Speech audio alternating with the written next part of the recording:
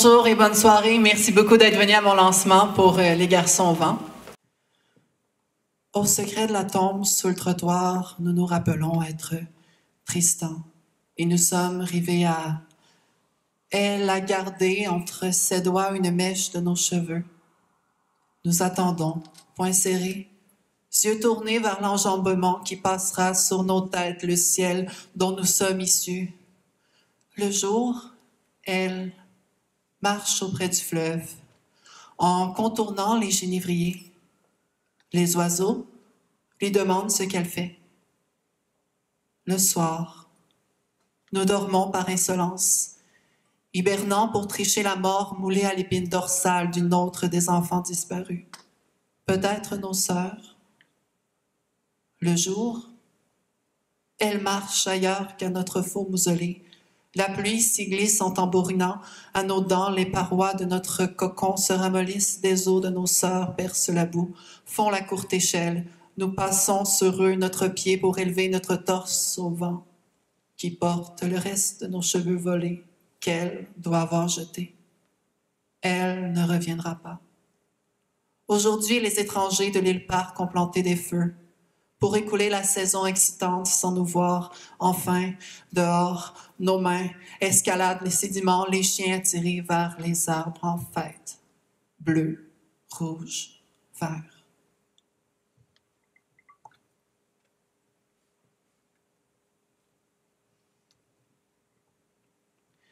Survient la saison où on s'enlève la vie, monstre d'avant l'été. La gorge sèche, les babines dégoulinantes assoiffées du parfum de la déprime. Mandibule chargée de promesses sans bourgeons, puis de fruits pièges. Le printemps exige ses offrandes. J'étais à digérer dans la panse de mai. Nous sommes un enfant assez sage pour mériter toute récompense. Homme au balcon, tu as craché sous notre langue l'écume vitale, chassant la tristesse vers les vierges en pâture. De travers, j'ai bu ta substance et traversé dociles les jours qui vont s'allongeant.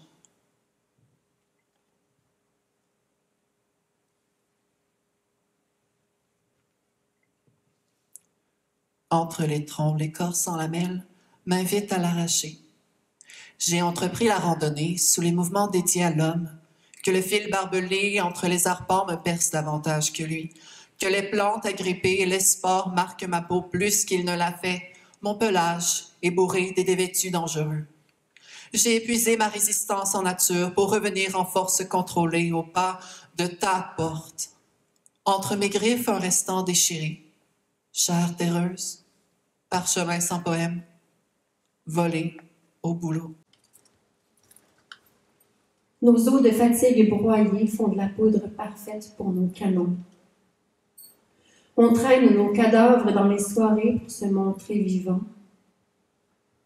Exilé du placenta, c'est l'enfant de notre mémoire qu'on avorte. L'hiver nous passe dessus. Les yeux bordés de givre, on cherche la bouche des autres. Ça a tout le temps la même texture, la même théâtralité.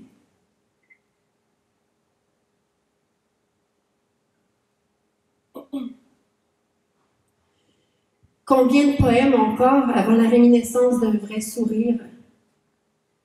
Combien de poitrines brisées pour me reconstruire le pont qui me relie au monde? Se voir toujours de dos, en se regardant droit dans le miroir.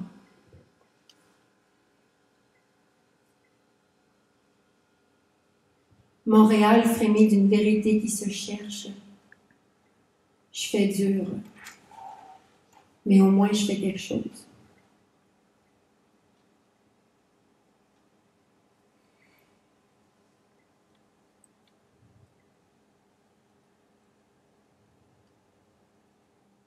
Une guerre a eu lieu un mercredi après-midi.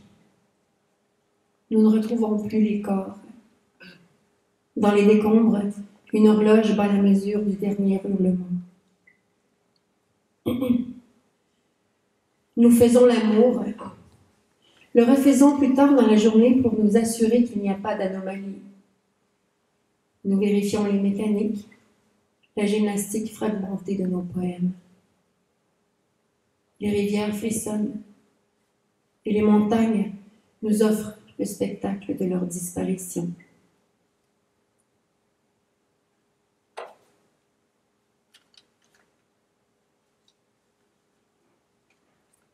Ce souhait que revienne la chimère de ma vie d'avant et de repêcher le gars qui flotte dans le lac.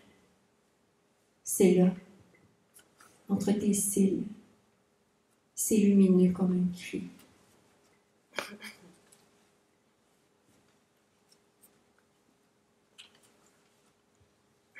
Jusqu'à ton retour, j'existerai dans la lumière des paupières saoules, me tiendrai droite dans la déflagration des orgasmes, ramperai jusqu'à l'œil de l'ouragan, mon cyclope vénérable que je visite chaque nuit. Quand tu seras revenu, je me serai peinturée de feu. J'aurai appris la trajectoire des incendies. À force d'avaler des banquises, on devient polaire. Il faut piocher le manteau de glace, que la neige devienne rouge. Et si j'enferme les autres à l'extérieur, ça reste toujours moi la plus séquestrée.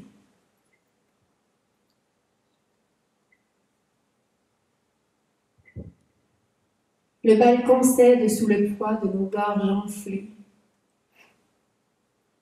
Je suis correct. Ça prend un temps pour respecter le désastre.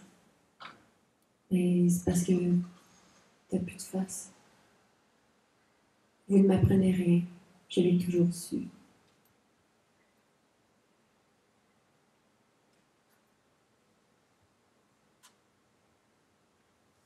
Nos chevaux nourrissent le compost. Mais dis-moi qu'avec ce qui nous reste de cœur, on va démonter la haie.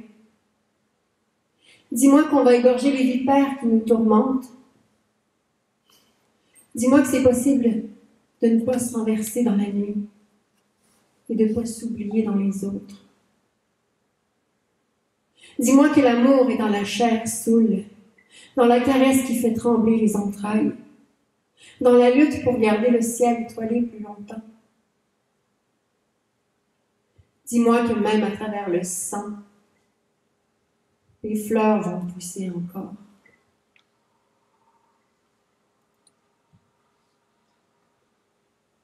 Montréal, goudronné de gens qui aiment trop. Au 16e étage du Love Hotel, les histoires qu'on s'invente pour ne pas finir seul. Les accidents tatoués sur nos côtes, la nomenclature de nos maladies. J'ai envie d'être mordue par des fenêtres pour sentir encore quelque chose.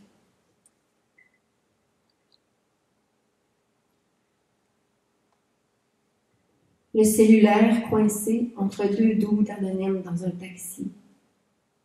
Ma mère me manque. Je l'appelle comme on rampe vers la lune.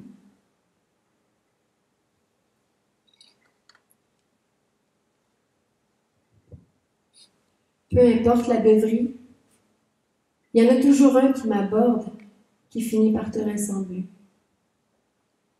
Pour ne pas t'avouer perdu, je consens à ce qu'il te ressemble.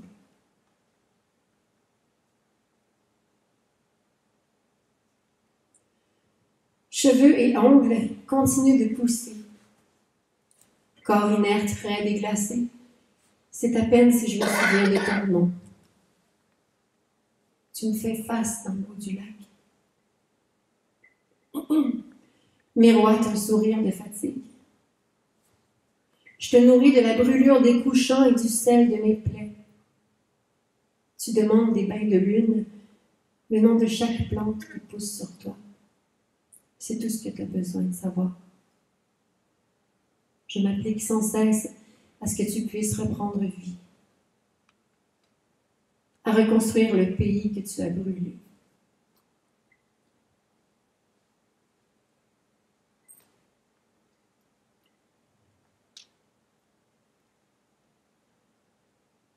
des draps bleus. Je réussis à habiter les grands espaces, le ciel, l'océan, dans une aussi petite chambre que l'angoisse.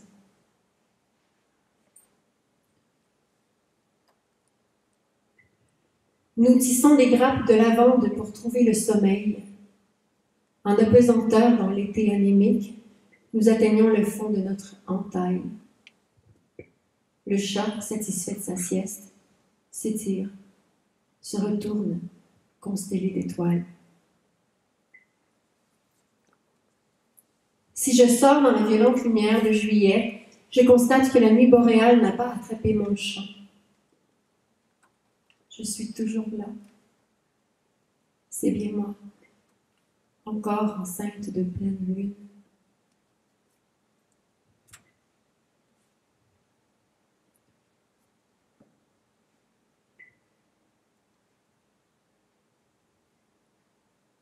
Toi qui n'appartiens à aucun pays, qui me cherche dans la terre, c'est pas par là que les filles tristes poussent.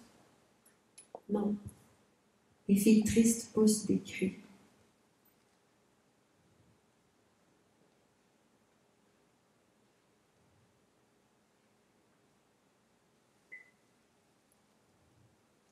Et les deux derniers poèmes.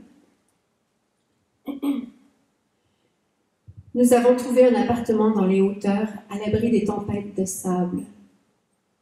Toi, le plus solide des frênes, qui ne se soucie pas que je craque. Il ne faut pas que j'oublie de te demander de quel côté le soleil se lève. Quelle lumière préconise-t-on dans ces nouveaux lieux? Quand les mains sont posées trop longtemps sur moi, les maris finissent par s'en charger. Il ne reste plus qu'une chanson pleurée par une veuve. Sur le rivage, les brumes tissent ma chevelure, les larmes ondulent. J'ai coupé mes cheveux, offert 100 fois mon visage au paysage furtif. Si mon écorce est râpé, c'est pour les empêcher de prélever ma sève, qu'ils cessent de m'entailler la peau. Si l'écorce traîne au sol, c'est pour allumer le feu qui empêchera l'hiver de me tuer encore. Je traverserai les banquises, survivrai à leur violence tectonique, prélèverai chacun de mes frissons pour les remettre à l'agonie, me ferai fièvre. Tu sais que j'en suis capable. Tu me reconnaîtras à travers les anguilles. Je serai celle qui tremblera comme un phalène furieux. Enfant des volcans carburant à la cendre, on parle d'amour anthracite ou on parle plus. On a perdu l'autre et son langage, égaré notre candeur au milieu des alligators, perdu le sens du rythme des silences. Comme aveu à notre crime, nous poussons des rires d'ivresse aux fenêtres de l'amour véritable. Désormais, toi seul pourras m'atteindre, enfant de Sirius, toi allongé en heureuse finalité et en doux renouveau. Quand on va se retrouver, tu vas le savoir, parce que la lune s'élèvera dans notre ventre. Les supernovas ont toujours écrit les plus beaux poèmes. Je pense à toi, aux humeurs amoureuses qui déplacent les montagnes et changent la rivière des cours d'eau. Il sera possible de connaître encore des incendies, mais cette fois, nous creuserons dans nos eaux une chambre et il ne sera plus nécessaire de fuir. Spirale rousse de coquillages, mes pieds ne rejoignent plus la terre.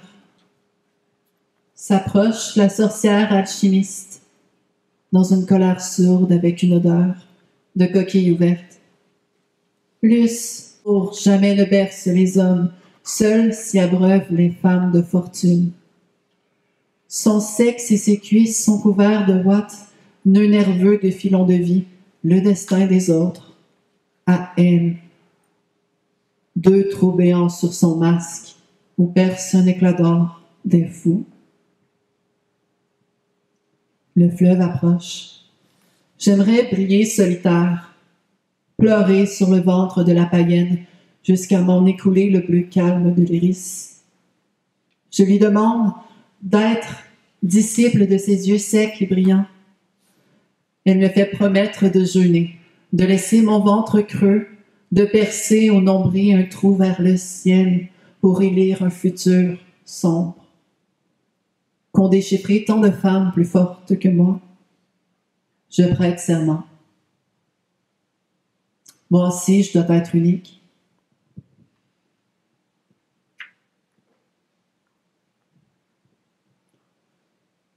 Barricadée dans son nid de bois de pèlerinage, j'ai reçu de la porteuse de lumière les habits dévots, qui suspendront mes os dans leur progression. Un bandeau étiré sur mes poumons. Ma respiration coule au remous de mon sang et concentre en caillots deux émulations de sein. Certains corps consternent.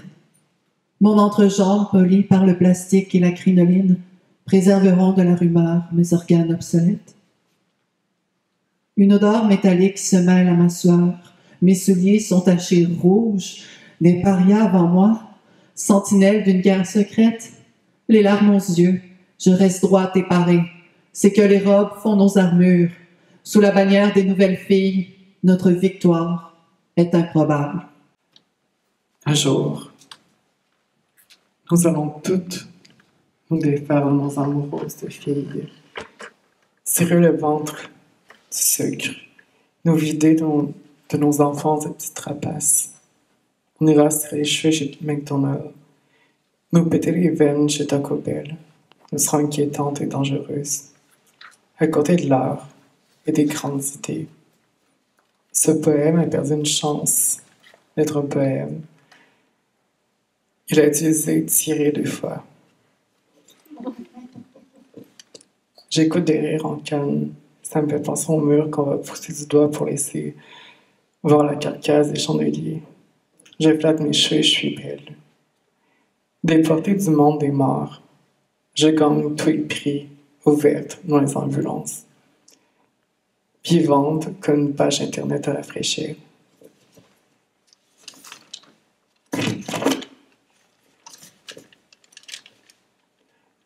Ton nom est Jen. Et tu as la tête dans le lavabo. Tu penses à la tête blonde de plate dans le four. Tu penses au biscuit de Noël de ta mère. Ton copain te dira à quel point tes cheveux sentent bon. Jen, la banlieue va te dessiner comme une bouche un peu inquiète, un peu inquiétante. Et ce serait tout. Tu ne seras jamais une légende. Candy retire sa peau de gars, se fait un collier avec les oiseaux bleus plombés qui coulent sur le ciel bétonné de New York. T'es juste une basic bitch. Emoji heart. C'est écrit à l'arrière d'un pick-up. Dans ton refus d'écrémer la laine de tes pulls au manège dangereux. Dans 100 ans, on ne te retrouvera pas. Les dents perlées seront déchiffrées sous un dépanneur au bord de la route, mais ce ne seront pas les tiennes. Toutes les filles dans le vidéoclip ou les revues me ressemblent. Je saigne en allée d'épicerie, en tablier aux fleurs fades, comme la mort sans budget.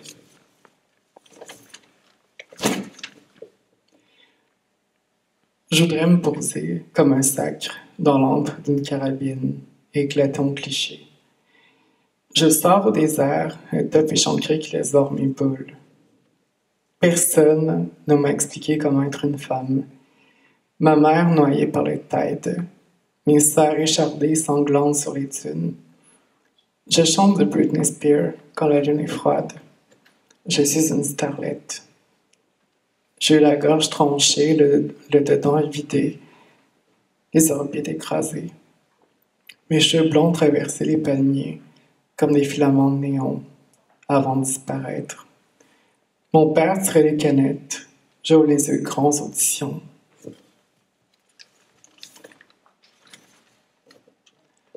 On arrache la sauve du corps des enfants. Ton les filles à balancer aux autoroutes. et les patinoires pètent comme les diamants brisés entre la frondeur de mes dents. Je suis une fille défoncée par mon époque, et la violence un acte ordinaire. Entre la couche sur mes ongles, les listes de choses qu'il ne faut pas oublier. Les enfants américains meurent à la fin des étés. Les chutes tondues par les ailes d'avion, la langue colle au sucre sous les tables.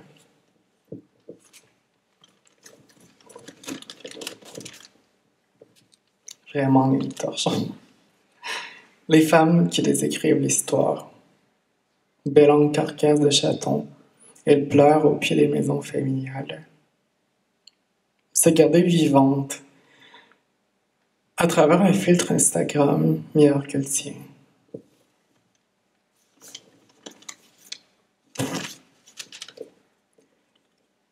Elle se vide de son sang chaque vendredi, jour pôle, comme les hommes chassent la blancheur d'octobre. La révolution, c'est un canif à sa robe, courir à la lumière orange, la voix d'une mère. J'arrive des crises comme une vraie femme, les petites culottes dentelées aux heures à gros king size, père en lèpre sur le bord des fenêtres de truck. J'arrive en signant, enseignant, nos limites en gérer, morvonnée battue par la victoire des filles, dépliées en arc fleuri, pour prendre dans la bouche, avec la doute des parcs. J'arrive avec la terre des genoux, shotgun sur à mes tresses. Je suis vaincu, mes amours, défoncés au sofa à mourir. Je me fous de la poésie. J'ai un corps parfait.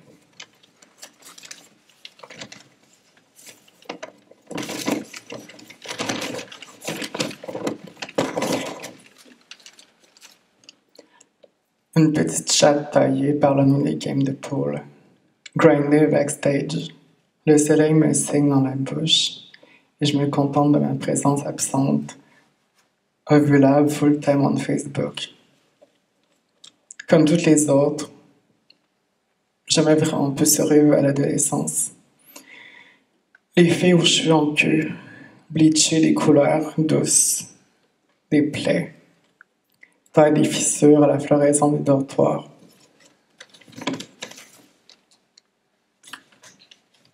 Tes genoux décrissent des pavés, des supermarchés.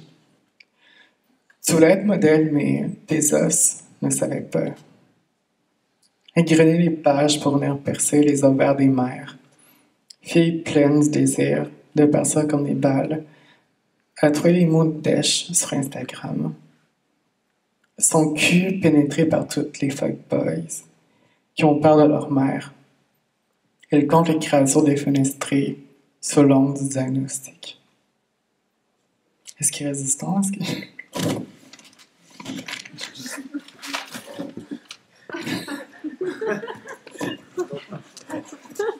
Vraiment des fucking torches.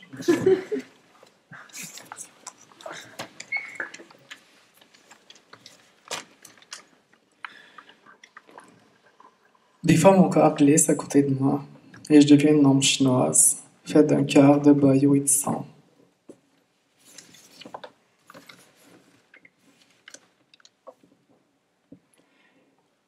Je suis une petite fille.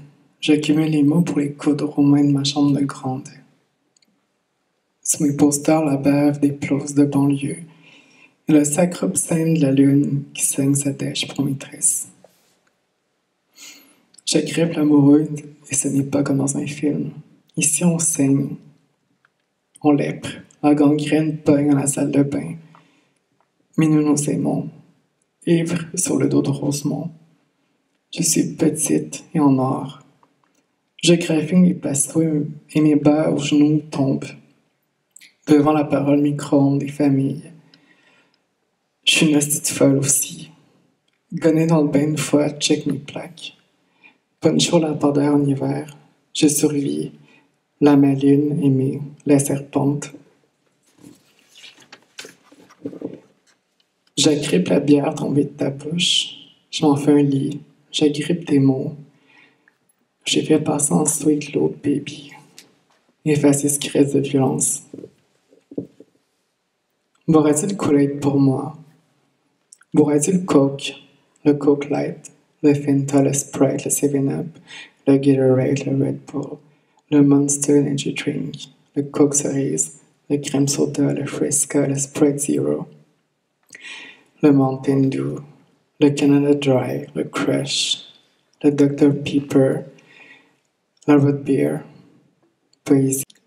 Je porte le dysfonctionnement des filles trop grandes pour leur sang. Les autobus ramassent les pierres entre mes cils et je me retrouve là où on enterre les ongles colorés et les confettis.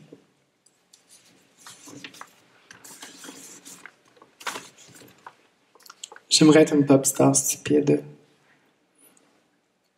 Nous sommes au moins une centaine, toutes les filles, tout le sacre du printemps qui saigne à nos poignets mangés par l'après-midi tiré par une balle, à répéter cette phrase, cette bulle rose, cette pierre cheap, qui vont toutes finir par décoller, se faire manger par la dernière heure avant la tombée des cheveux des cils. Personne ne sera là pour nous voir chez nous, notre Taco Bell. Ce n'est plus assez pour être un joli visage sur Facebook. Les maisons de nos mères explosent et nous ne savons pas comment prendre les naissances dans nos mains. Nous sommes mortes un peu après la chute du Wi-Fi. Nous sommes découpés, collés les unes aux autres. Les filles, un jour, ouvrir les yeux, percés par un algorithme.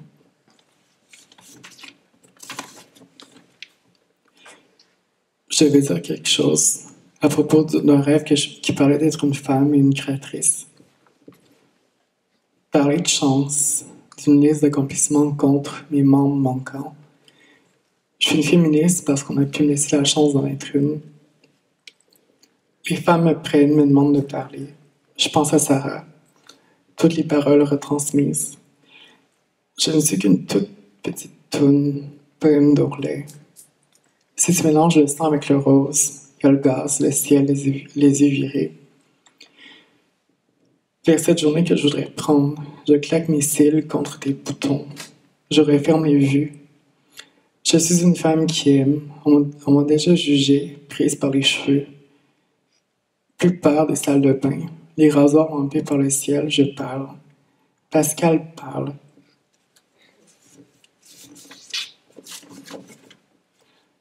Pour avoir le look des 2000, il ne faut rien porter de spécifique. Il faut juste changer tous ses vêtements, partir très loin pour revenir un peu plus tard, couverte de blessures et de questions. Il faut être sur Internet. Il faut créer les mêmes choses qu'avant, mais vu à travers le regard d'autres personnes.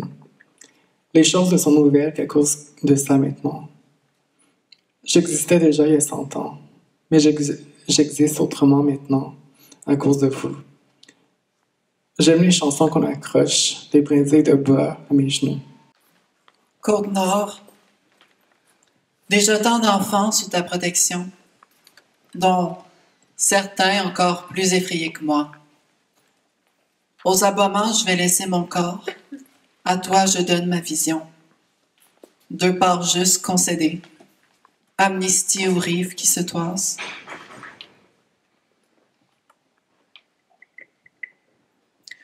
Un arbre est planté à chaque naissance.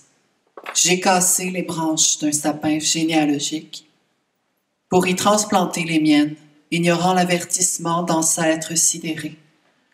Je me suis approprié une grand-mère à la table basse, un breuvage chaud entre les mains, qui ressasse une histoire dont je fais partie, dans un rôle peu glorieux. Le mal est arrivé par la mer, j'y étais, fantasme, dans la graine contenue dans la graine. Sans les premières gardiennes, je serais morte par la neige avant d'être accouchée. Sans moi, elle n'aurait pas perdu autant de sœurs.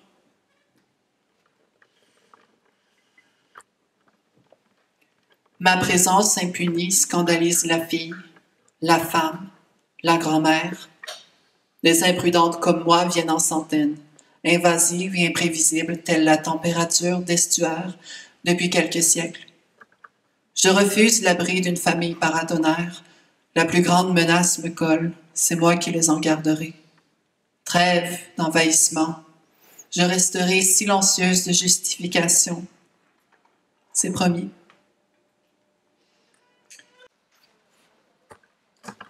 In 1986, 2 decades into post-independent Mauritius, on an island where the colonial carcasses of power have just been transferred to a displaced and broken people, where a starved population feeds on opportunism like dregs of banana wine in the hollow of a bottle. On an island where economic and political insecurity trembles like magma in the veins between Creole, Lascar, Malbar, Madras, 6 Nations, Grand Nation, where the smell of collective trauma hangs like dried octopus under the sun. My parents each hold a kid in one arm, and from their free hand, they sign. Grandchildren of Dirmitiyas, the Agreement people, inheritors of a corrupt British understanding of a contract birthed from thumbprints on a faithless document of concurrence, like passports in a language they did not even understand. My parents signed on a piece of paper. Indentured muscle memory works its black ink in the tip of the pen. Doubt and fear shade their soul. Peace and redemption settle their fingers. My parents signed their first mortgage. The first mortgage in family history, land-owning mortgage, French-speaking mortgage, government job mortgage, color TV mortgage, and who knows, maybe even a car someday mortgage.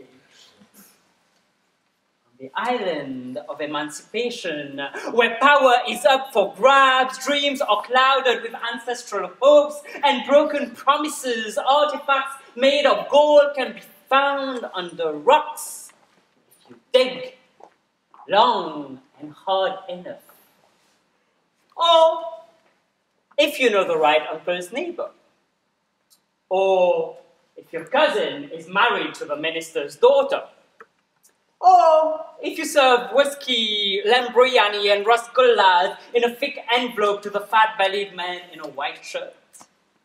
The island is parched like dried mud on a sandbank, thirsting for revenge, for poetic justice that reeks like rust. C'est du monde, grand du monde. Ça qu'entend tout sens. In 1986, my parents decide to absolve themselves from plantation heritage, signing themselves into a lifetime of repayment, their consent redeeming ancestral self-determination. Buy a piece of land on which leans a room, an outdoors toilet, and an outdoors kitchen. Formerly the residence of servants and domestics on the edge of wild space, with a bed, 2 mattresses, a cup, warm as we sleep under a leaking roof that we still don't dare call ours. Over the next 20 years, this roof will stretch itself over our heads like new constellations being written to bear witness to the whispers of my parents at this brainstorm, budget, plot, scheme, plan, late and dream late into the night. By 1990, we have a living room and an extra bedroom that my brother and I share. In 1992, we have an indoors kitchen and an indoors toilet. By 1996, on the cusp of entering adolescence, I finally inherit my own bedroom. By the turn of the millennium, we have a separate prayer room where we burn incense, sticks to honor our many gods, goddesses, saints, visionaries, and prophets. By 2004, all the ground surfaces of the house are carefully tiled, and my father spends 3 months conceiving of a mosaic on the terrace floor with the leftover tiles.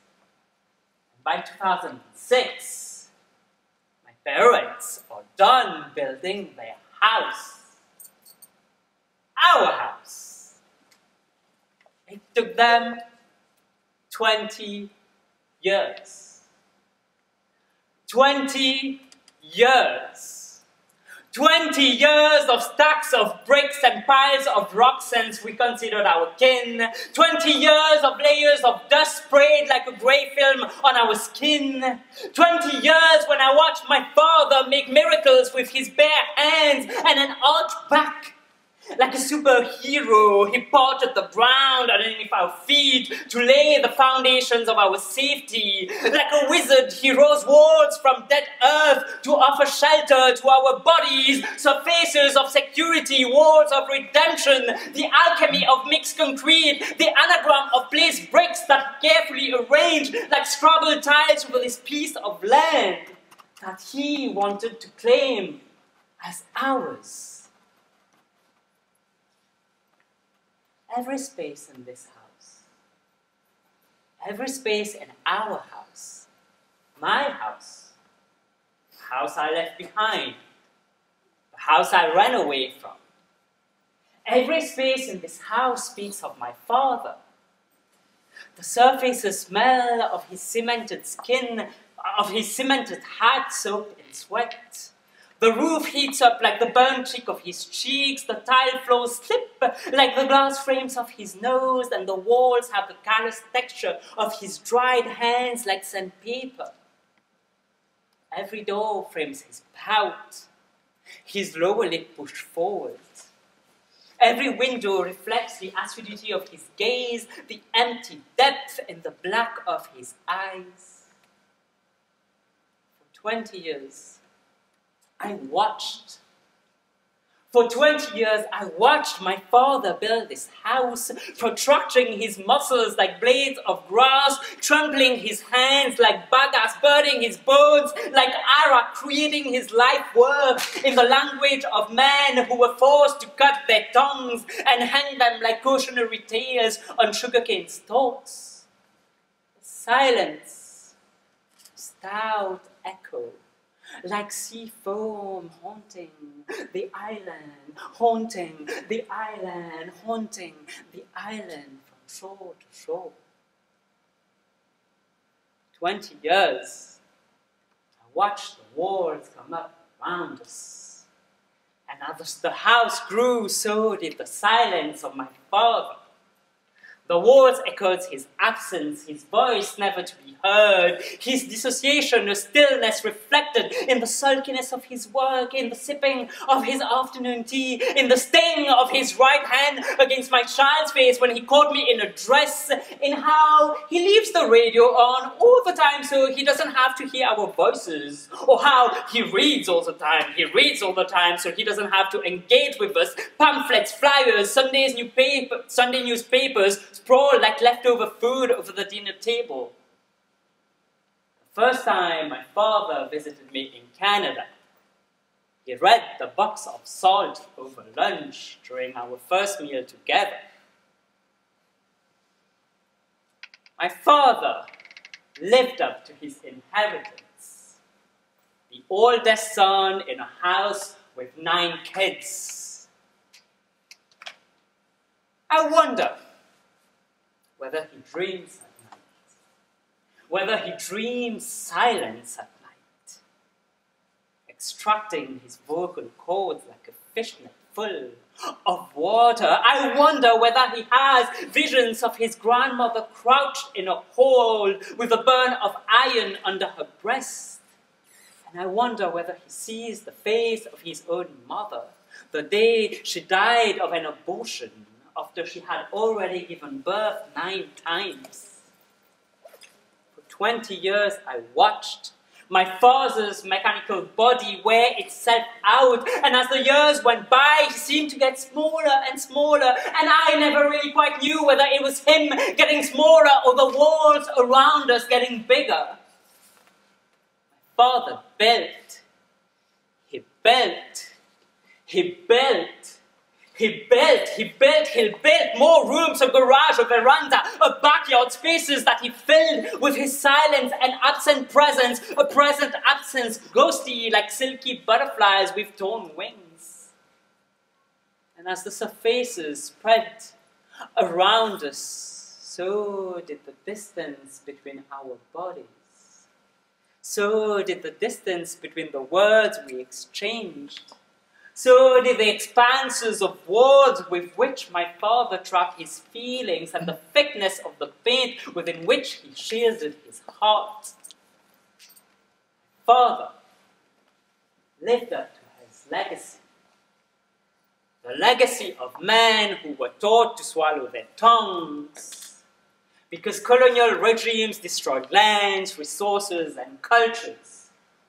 But colonial regimes also destroyed the languages of love. This house, though, this house speaks. This house speaks of him in an invisible language that only men like him know how to use. The legacy of torn muscles, broken bones, hands at work never stopping. In this house is trapped his life's work. And in this house is trapped his silence. His silence. Silence. I hear the ghost of our ancestors, and in his silence, I hear the ghost of our ancestors, our long lineage of displaced and misplaced people, cramped into the house that he built. The promised legacy. Not a tomb, not a monument, just a place. Place that they can, that we can, finally call home. De lourdes mains, peindre les visages des horloges, abolir les corps des aiguilles, entre ce que j'ai fait et ce qu'on me fera. Je mâcherai mon village en rêve, jusqu'à l'inscrire dans un cercle étroit, des distances rendues négligeables, d'absence pardonnée et de réunions qui ont cours. Puisqu'ils cherchent d'instinct, alors laissez les garçons regarder le soleil fixement, oui, à en être aveugle, à en être aurore.